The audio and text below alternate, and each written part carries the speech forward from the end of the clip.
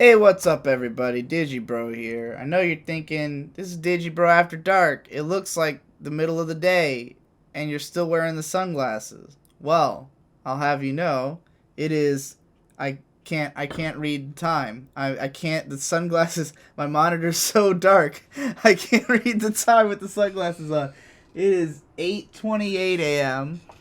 I've been up all night, uh, drinking wine, rendering videos, uploading videos, and watching H3H3 Productions and Ethan and Hila videos.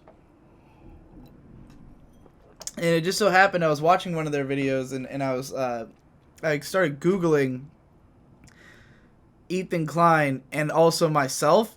And then I noticed they had a video about them Googling themselves. I noticed that right after I was just Googling them. And I watched that video and I thought, that could be fun. Because everyone who works online Googles themselves all the time to find out what kind of stuff will come up. And so I'm pretty well acquainted with the stuff that comes up when you Google me, but only when you Google my name. They were also doing stuff like typing, is H3H3 and stuff like that, and seeing what it would auto complete with. So I'm gonna start with that actually. I want because I've never done that before. Is Digibro? Oh, I typed id. Is Digibro still a brony? It's the first question. I gotta click on it. Where does it lead to? Digibrony wanting to die out of the fandom. This is on some MLP forum. How old is this? This is from 2014. So like right after. Oh, this is before I even stopped making pony videos. Huh.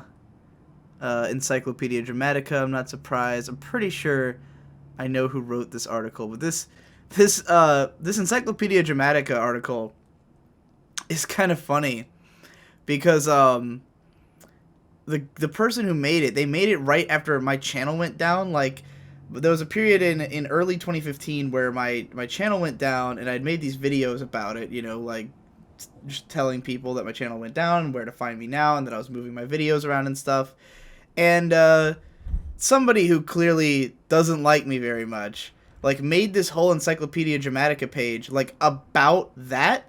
Like, the only thing that they, like, of all the things they could have made an Encyclopedia Dramatica page about, like, the myriad insane amounts of embarrassing shit I've posted on the internet, and they went for this moment my channel went down, which, if anything, is a moment where, like, I feel like I had the most sympathy for myself, because I'd just been, like, wronged by YouTube, and it was a really odd thing to make fun of me for, when there's so much better stuff out there, like I've made so many things that if I was making this page, it would be so detailed, it would go on forever, it would just be an endless supply of shit I've made. So yeah, it's like the weirdest, like, this is like the most tame Encyclopedia Dramatica page ever.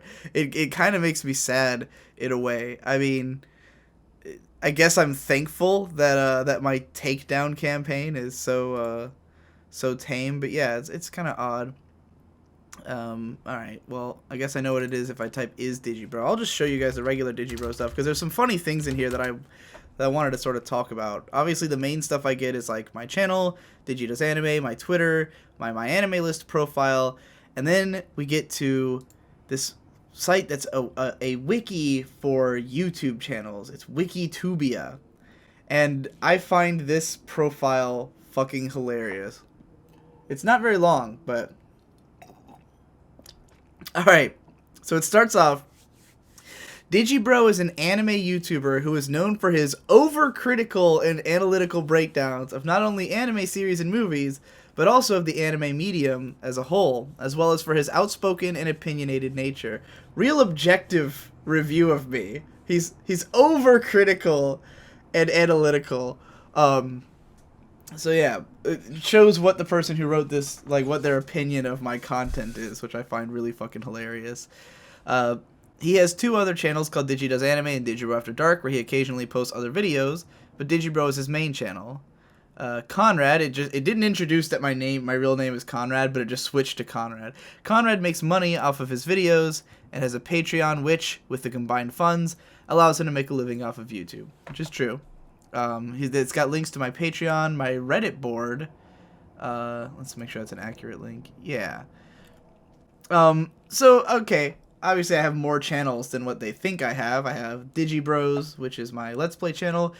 That and the other three are the ones they named are the only active ones, but I do have plenty of other inactive channels. Well, no, Modal Soul Productions is technically still active, which is my old channel before I started YouTubing as a career.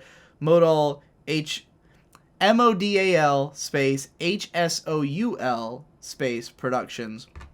It was my original channel. I still post stuff there. Like, when me and Victor make videos together, it usually goes there. Just stuff that doesn't really fit on the other channels. Although I've thought about uploading some of those videos to this channel because there's some that we've been making more recently that are really good, and I feel bad about them kind of wallowing away on that channel that nobody watches. But yeah, so I've got more channels that they don't know about. Alright, here we go. Good friends on YouTube. This is really weird. Number 1 is Nino, who I know Nino. I talk to Nino. I'd consider him a friend on YouTube.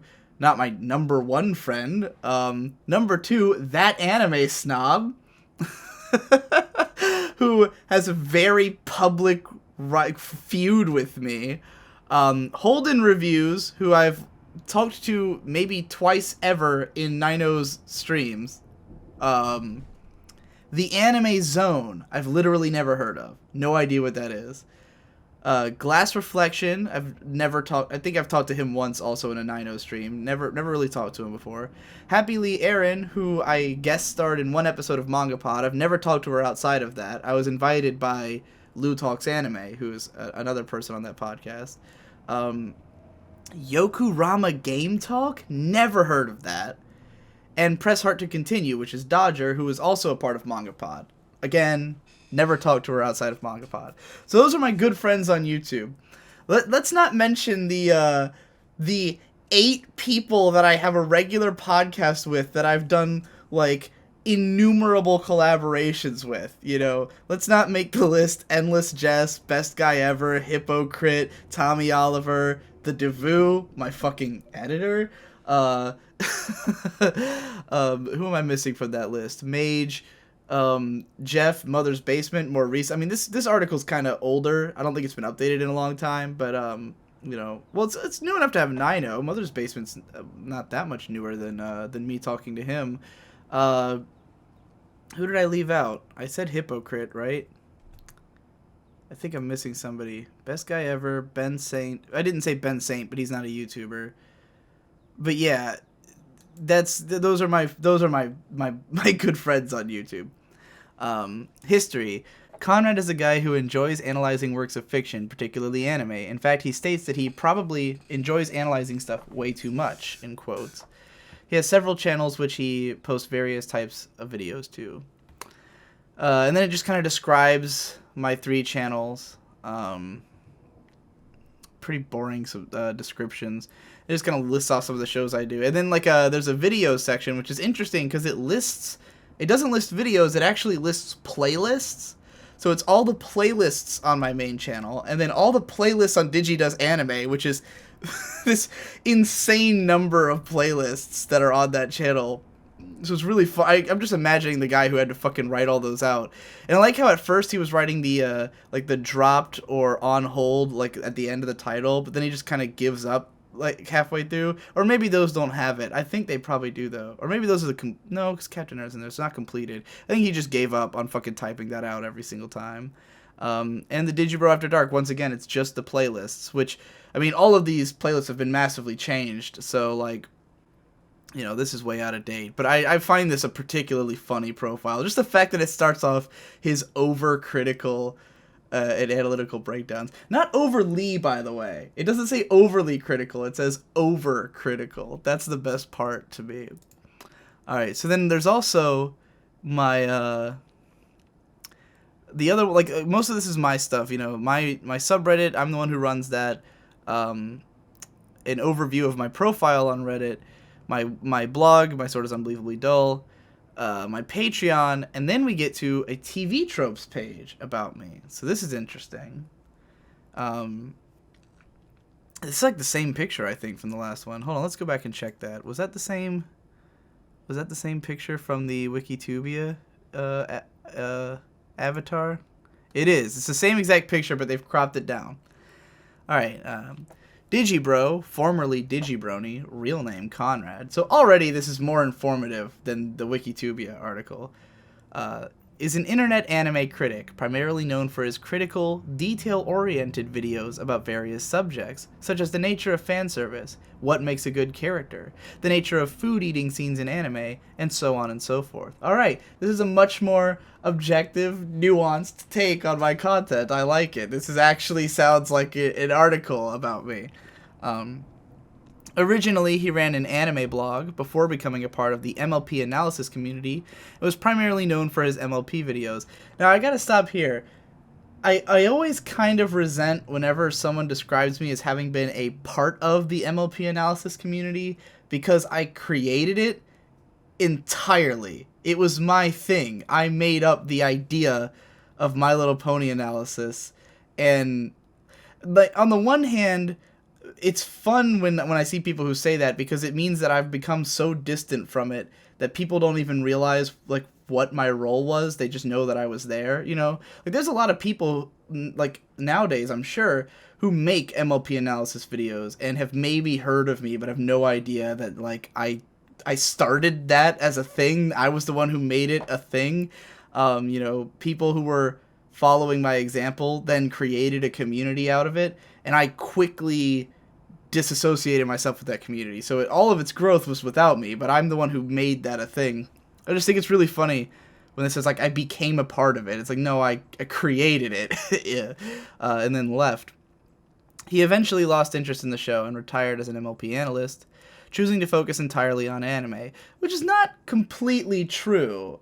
It's just mostly true. I never planned for my channel to just become an anime channel. It's just that it's by far the easiest thing for me to talk about, because I know more about anime than I do about anything else.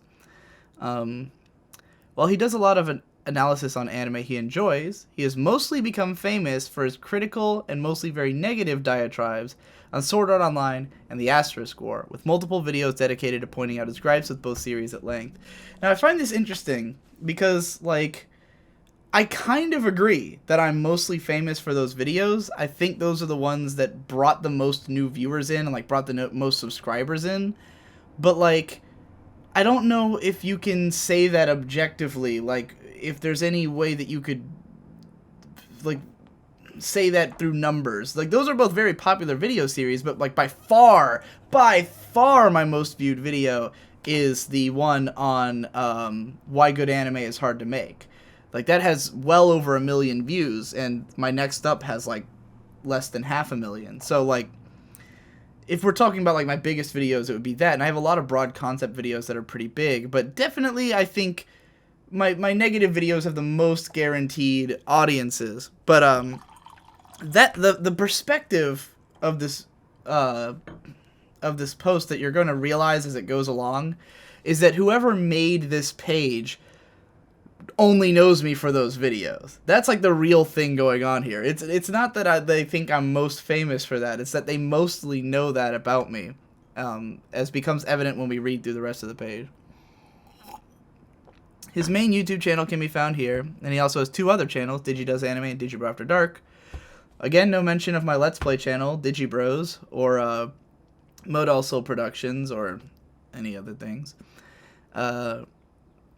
Originally, these were merely places he used to upload other things, like podcasts, impressions of movies and video games he's experienced, and other stuff unrelated to his main focus, which recently have been used to house his main content frequently.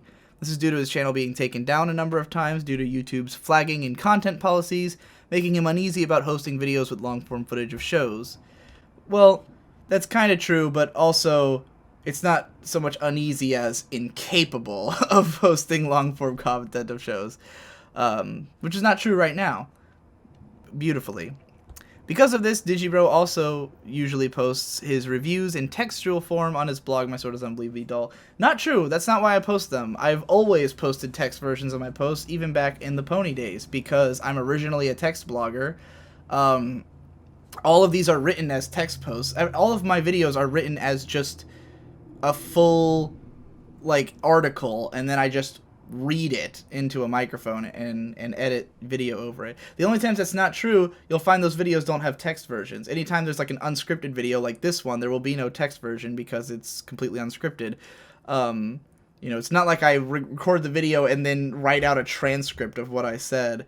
I just think that for some people, the text version will be helpful. I've heard a lot of people say, like, those who don't understand English that well, or you know, can't process everything I say because I talk pretty fast, love having text versions. My friend Ghost Lightning, like, in the early days of my writing, he always just read the text versions. He didn't watch the videos until more recently when he got into YouTube.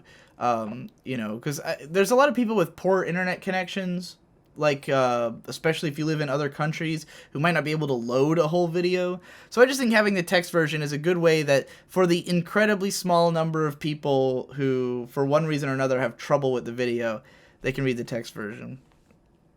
Finally, he has a Let's Play channel called Digibros. Hey, they did mention it, where he plays games with his brothers. It's just weird that they like, mentioned the other two, and then, like, this one's just kind of tacked on. Maybe they only noticed it later. Alright, so when we get into the tropes, so there's tropes that my videos themselves like, use, and then there's tropes that I am talking about in my videos. So I think I'll skip those ones because they're kind of a repeat of what we're going to get up here. But here's some stuff my videos provide example of. Accentuate the negative. The entire point of his Sword Art Online video, and more recently his Asterisk War videos, to accentuate the negative. Fairly true. More that there's no positives. Berserk button. He strongly objects to the idea that we shouldn't think or analyze things, believing that it shouldn't be necessary to turn his brain off to enjoy something. This is sort of a berserk button. I mean, I probably have a lot, but yeah, that's fine. Bias steamroller. Although he is willing to give credit to some shows where he thinks they deserve it, he does not believe in the value of biased and unfair reviews. Wait, what? And considers the primary focus of his channel to be dissecting why I like or dislike the things that I do. I think he meant the value of unbiased and fair reviews are what I don't believe in the value of. Yeah, like, that's the point they're trying to make, but he said it all backwards. In his first Your Anime Sucks Sword Art Online 2 video, he makes no secret of the fact that he hates the series with every fiber of his being, and this hatred also extends to the Asterisk War and A1 Pictures shows in general. He's admitted to even disliking Shinsekai Yori and having a low starting opinion of Erased because of who animated them. Now that is fucking bullshit. There's this was where, I think it was when I read this article that I first decided, like, I got hung up on this, because, like, there was this widespread belief based on my Asterisk War videos, which is unfounded. Whenever people think stuff like this, it's always because they're not paying close enough attention to my wording. But when I made the podcast where we talked about all the new season shows, I was saying that, like, knowing that A1 Pictures makes a show gives me low confidence in it being good. But it doesn't make me dislike the show, because that makes no sense. Like, not liking something because of the studio that made it is insanity.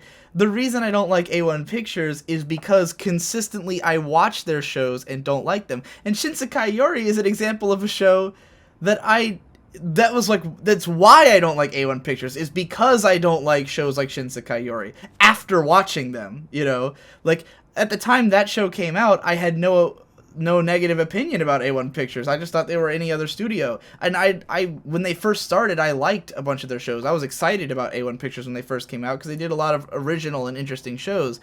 And, like, I watched the first 4 episodes of Shinsekai Yori and I hated them completely. I hated everything about that show. It was just like everything I could possibly not want was there. So, you know, it's this weird, like, putting the cart before the horse thing that, like, certain people have about they think I have about A1 Pictures. It's super weird, and, like, I kind of get why some people think that, but it's not logical. And like what fucks with me about it is that it's like I'm a media analyst guy, right? Like I feel like even if you totally disagree with my points, because I get comments like this all the time, right? I disagree with you, but your points are valid, or your points are well thought out. You know, I get a lot of comments like that. And it's like, if you think, based on my videos, that I'm an intelligent guy, why would you then assume that I have crazy beliefs? Unless you don't think that's crazy, but I think it's crazy. I think the idea of being like, well, I hate this show because A1 Pictures made it. I would find that insane, you know? I hate A1 Pictures because I hate all their shows. If they made a great show, I would go, well, that's an exception. I don't hate that show. You know, there's some shows by them that I've loved. Sora no Oto was one of my favorite shows. It was my favorite show of 2010 at the time. So yeah, like, I don't know. Anyway, he later clarified on Twitter that he doesn't hate their shows merely because they are A1 shows, and that his dislike of A1 is based on having individually disliked the majority of their shows. So someone else has come in and corrected this, apparently, after I tweeted that based on reading this article. What you should have done, whoever wrote that, was just delete the previous sentence because it's not true. Like, you're having a debate with yourself in the article. Like, the way these kinds of articles are meant to be written is as though they have one author. Like, even though it's edited by a collective of people, you're trying to create one central point. But this is like arguing with itself in the middle of the article, which makes no sense. Deadpan Snarker falls into this occasionally. He also notes that he's a fan of Little Miss Snarker characters. I did say that in the Astro Score series. Despair Event Horizon went into one after his channel takedowns, even holding up a gun to his head as a dark joke. I actually held up 2 guns to my head as a dark joke. Driven to suicide, one of his responses to getting his channel taken down, pretending to do this. 4-point scale. Discussed and defied. Digi is a believer in using the full scale, and even released a vlog on the subject. So someone is updating this. This was not here last time I read this. Regarding scoring some shows like Astro Score, SAO, and Erased on the lower end. Freakout has a positively epic one in the first part of the Sword Online 2 review when he's informed that the characters are physically incapable of logging out of the game during the tournament. With epic music behind him, he begins demanding how that makes any sense from a logical standpoint, rather than as a plot device, while the video zooms out and train wrecks and other videos of people flipping out in front of a computer start playing in the background. Oh, third part. I was going to say that was in part 3. Yeah, the third part of his Sword Online 2 review. Yeah, that epic music was the ending theme of Welcome to the NHK. Pet the Dog, when describing the flaws of the Astro Score series, specifically the main character's unwanted harem, he pointed out that even Kirito ended up getting past the dorky, afraid of being intimate stereotype, and even bumped up SAO's rating by 0.5 on the theory that it could be salvageable. Screw this, I'm out of here, and his anime is getting lazy with his meta video while discussing the little sister genre, specifically the genre codifier anime Oreimo. So yeah, it's another new addition. Self-deprecation engages in this occasionally, like saying that justify these stupid emotions is hard when speaking of his massive dislike of A1 Pictures. So, this trend may not be as evident yet, but if you were to read this whole page, what you'd eventually realize is that almost all of it is like examples just from my negative videos. It's all from Astro Score and Sword Art Online videos, and then like with sprinkles in of like now the erased stuff and the anime's getting lazy with its meta stuff, but it's like someone who only watched my negative stuff made this page, and like you know, and like I'm seeing like anime's getting lazy with its meta brought up a few times. It's like all negative stuff. It's really funny to me that there's no mention of like all the things I've talked about in great shows that I love, you know. It's all just about the SAO and Astro Score videos, which I mean is kind of fair. Those were my like the biggest projects I've done, the ones that had the most eyeballs. Like, it makes me sad, and I know Devu feels the same way, but we both feel really sad that the Psychopaths vs. Psychopaths 2 videos have like so little attention when they're every bit as detailed and like in depth as the Sword Online and the Astro Score series. Like, it's the same thing, but for whatever reason, I mean, part of it's because all those videos were fucking had to be redirected to goddamn Dailymotion and shit. But we've even talked about like re-editing them just to get them onto YouTube to like no one fucking watched them, you know. It's the saddest thing in the world. that I'm only known for SAO and Astroscore, when my Psychopaths vs. Psychopaths 2 series was like every bit as great, in my opinion. Going to page 2 of Google, I've got my Twitter again, SoundCloud, Tumblr. Oh lord, do I even want to know what people are saying about me on Tumblr? Typically when I search my, oh man, it's like a bunch of posts of my rap and shit. My baby metal. What does this say? This is interesting. It says, "Hey guys, Def Pony here. Now this may not be anti-corn related, I don't know what that means, but I figured this fit. So for some wondering what is Digi doing now that he isn't a brony, well, besides reviewing anime, he did a review with no other than the Needle Drop about baby metal. Yes, that is a band name. Now putting aside music gasms, this is a weird mix. From my knowledge, Digi does not have specialized in music in his reviews. So why include him? Because he's an anime fan? That's just me. I'm not bashing or hating, I just find it weird. Give your thoughts through reblogs and replies, folks." I guess he must have missed that, like, Anthony Fantano interviewed me like 2 weeks before this on his channel. Fantano's been following, like, Fantano subscribed to me in like late 2014, based on my videos "Art is about pressing your buttons" and "Expanding the conversation on game difficulty." You'll find comments from him on both of those videos. He subscribed not long after. I don't know how much he actually watches of them, but and he followed me on Twitter like a long ass time ago. And I've been following him since 2013. I respond to some of his videos, I respond to some of his tweets, so, you know, we've always had a sort of dialogue. And then he invited me onto his show, we had a good time, and when he was going to review, like, he was mentioning baby metal on Twitter, and I was like, he didn't seem like he was going to review it, but once I offered to co-review it, then I knew he would be interested, so, like, it was a good way to get that organized. Man, it looks like people post a lot of my stuff on Tumblr now. There was a long time where if I searched myself on Tumblr, it was mostly just people talking about how shit I am, and like social justice warriors being mad at me for one reason or another. But yeah, how to be a good feminist. Well, where does this mention me? I'm gonna just fucking Control F Digibro. Oh, I'm like right at the top. Okay.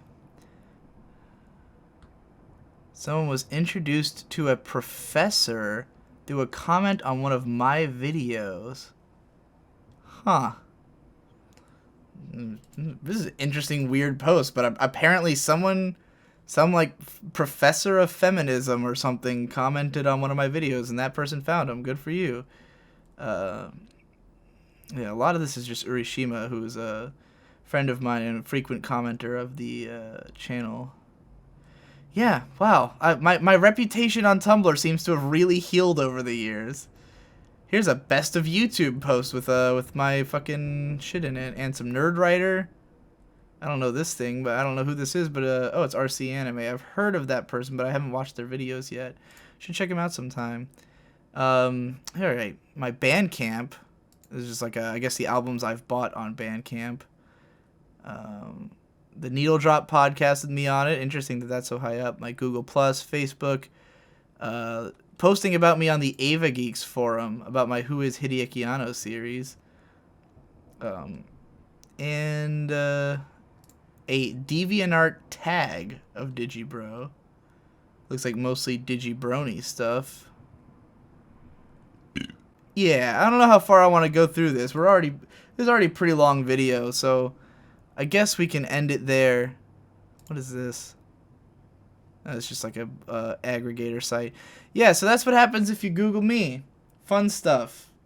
I kind of like I knew we weren't gonna get any like weird crazy shit, but like I thought it would be really funny to go through those, particularly the TV tropes and YouTube wiki page, because it's like everything else is kind of my content, so it's all like governed by me, but it's like I'm always fascinated to see how other people describe me or summarize me, and like, you know, describe like what I am in the context of like writing a wiki page or something like that, because I don't think I'm famous enough to be on Wikipedia yet, and I'm not a meme enough to be on Know Your Meme or anything. So like the TV tropes page I feel like is the best one in terms of like TV tropes can be a really great version of Wikipedia. Like, it can be really helpful sometimes.